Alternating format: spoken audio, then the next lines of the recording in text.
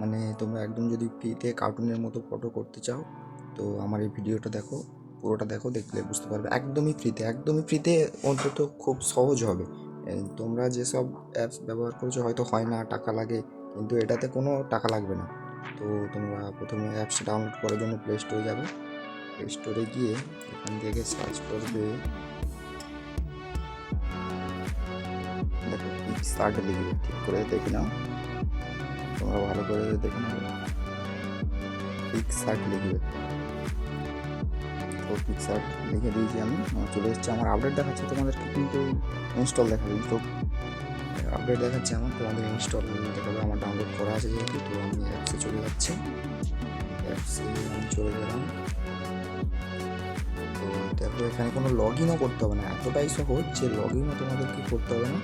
শুধু জাস্ট এই যে উপরে স্কিপ দেখাচ্ছে কোণে, স্কিপে ক্লিক করবে। স্কিপে ক্লিক করলাম, করার পরে এই যে এডিট ফটো আছে, এডিট ফটোতে ক্লিক করবে। ক্লিক করার পরে আমি তোমাদেরকে হোম স্ক্রিনে নিয়ে চলে যাচ্ছি। হোম স্ক্রিনে যাওয়ার পরে মোবাইলে হোম স্ক্রিনে নিয়ে চলে গেছি। তো ওখান থেকে আমি দেখাচ্ছি, এখানে ফটো সিলেক্ট করে নেবে। ফটো সিলেক্ট করার পরে এফএক্স আছে, এফএক্সে ক্লিক করবে। করার পরে এখানে করার পরে এখানে খুঁজতে হবে তোমাকে এআই। এই যে এআই ক্লিক করে দিয়েছি, এআই চলে এসছে। এআই এবারে খুঁজতে হবে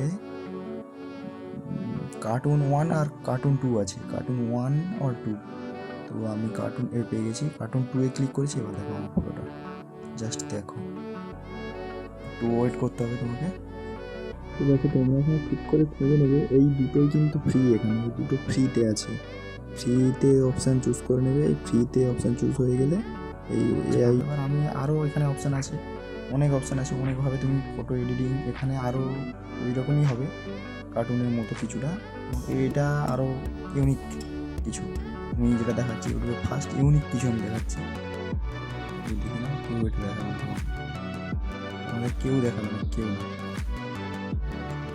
ফটো